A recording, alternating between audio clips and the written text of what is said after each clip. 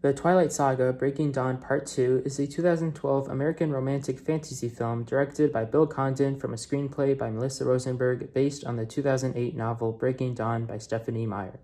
It is a sequel to the Twilight Saga Breaking Dawn Part 1 and the fifth and final installment in the Twilight Saga film series.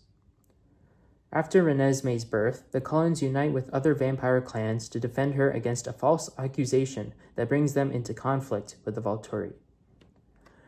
All right, we finally reached the end of this roller coaster of a series. The Twilight Saga series is always a series that I really just wanted to see, People love it, people mildly like it, people just straight up hate it. So, I was not born in the generation that got to see these films in the theaters and got to have their live reactions to it, I wasn't here when I guess I wasn't really cognitive of it when it really came out, or conscious of of when it released into theaters. And so I am sort of grateful that I have had the opportunity to finally watch the Twilight Saga. And what a journey it has been. I guess overall, I gotta say, I did kind of enjoy the Twilight series. I sort of, in a weird way, appreciated its unique but also chaotic charm. There's something alluring about it in that regard. But yeah, I guess we'll get straight into the review of specifically this fifth and final installment, Breaking Dawn Part 2.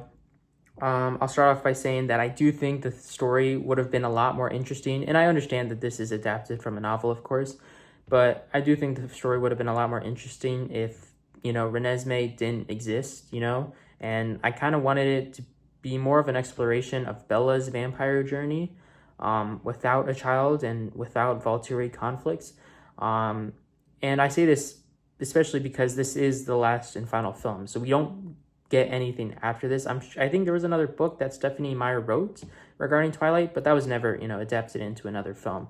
And so we sort of have to take this as the finale of the Twilight Saga, which it is. And so because of that, I kind of wish, it didn't bring a child into the plot. I wish we would have explored Bella's vampire journey. The ending, or I guess more the climactic moment of this film is a fight scene, and spoiler alert, the fight scene is not real. I guess it's a vision that Aro has, but I kind of wish the fight scene was real, because I think it adds a lot more higher stakes and it adds a lot more realism. A lot of your favorite characters die, which of course is heartbreaking if you're really engrossed into the film's characters. But I don't know, it just adds a lot more stakes, because especially since you've gathered all of these different vampires from different clans, and you kind of assembled Avengers. And we did get a fight scene in the movie, but it didn't even happen. So now you're sort of left wondering, well, what was that all about? What was the point of this? Especially when Aro gets the vision from, I'm forgetting her name, but Edward's sister. Those other vampire members, they didn't really contribute anything. And so, yeah, I don't know. I do wish the fight scene was real. Especially also in the fight scene, the Cullen family do end up winning. I think they kill Aro in the end anyways, so, yeah. And then I also sort of found, speaking of the Volturi and Aro, I found them to be pretty overly theatrical. I do like whatever the actor's name is. I do like the performance he does for Aro, but I just found overall the Volturi to be this overly theatrical bunch of people, and I believe I found their role to be a lot more fear-based than necessary. Which of course the Volturi clan, they're meant to strike fear, they're meant to intimidate, but I think they were a lot more fear-based than they needed to be, especially when we consider that Aro's death, which, didn't really happen, but the fact that there was even a chance of it happening just emphasizes the overall irrelevance of this Volturi clan. They're meant to be this intimidating force, but the fact that they can actually be killed just makes them less intimidating and just makes them all the more irrelevant. And so, yeah, I don't know. I think they're a lot more theatrical than they need to be. I didn't find them intimidating. Or I think I found them they're like a lot of all bark no bite is what I'm saying. They're a lot of all bark no bite, and I think that's what sort of drew me away from the theatrics that they had from the very beginning. I would have also liked a lot more depth and screen time for the werewolves. We do sort of get to see their dynamics here and there, and I understand that the film centers around the Cullens, but I would have wished to see a bit more, especially the supporting characters in the Wolf Clan.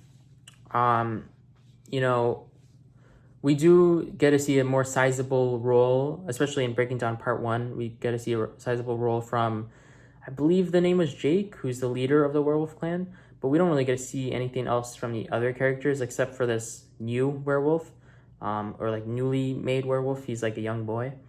But I don't know, I just would have liked a lot more substance for them. Or I would have appreciated it if they had more screen time.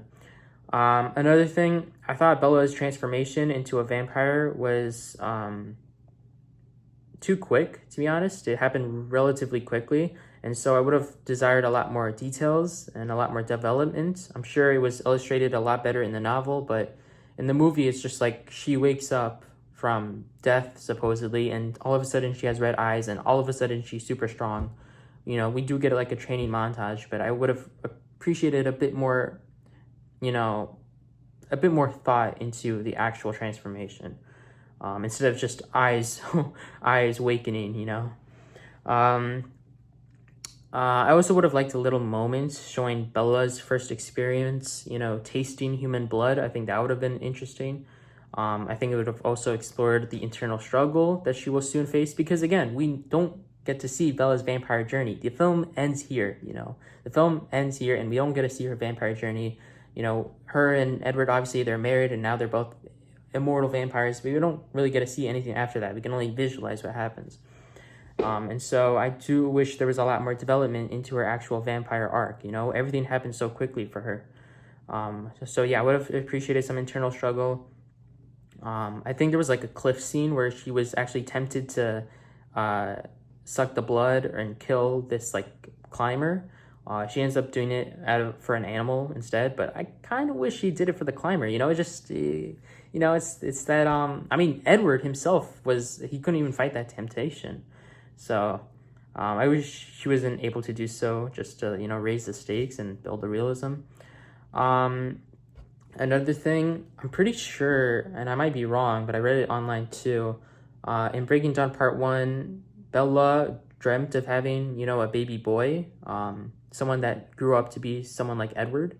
And so I kind of wish that actually played out. I wish she did end up having a baby boy, in some alternate way.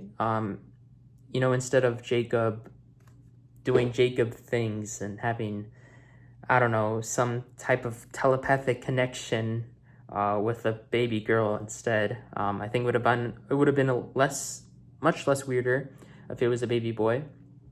But yeah, that's just my 2 piece. And then, yeah, I mean, I guess that's pretty much it. I have to say, this final film, it's a weird way of putting it, but it is appropriately bizarre, It's so bizarre, but it works into this Twilight world, You have literally vampire superpowers. You have earth-splitting moments, the earth literally like splits during the, the fight's dream sequence. You have wild plot twists that made it all the more entertaining, and you also have a Rami Malek cameo. So this is basically Oppenheimer in a nutshell without the vampires. So I think for that reason alone, it's, it was a pretty entertaining finale, I have to say. But regardless, I will give Twilight Breaking Dawn Part 2 a 6 out of 10. Yeah, I mean, I don't know. I think at the end of my Breaking Dawn Part 1 review, I did say, I hope, I said something along the lines that I hope, as much as Part 1 sucked, I hope Part 2 at least, alleviates that suckiness and, has a strong finale. And you know what? Twilight has an audience. It has found its audience. I might not be a part of that audience, but I did find it at least somewhat entertaining. And so I think for that reason alone, the Twilight Saga will always be sort of generational. I mean, the fact that I watched it 17 years later says something, you know? So this was definitely a cornerstone in cinematic history, and I'm glad I got to finally experience it growing up all these years without having watched it. But yeah, that's basically it. Hope you enjoyed. See ya.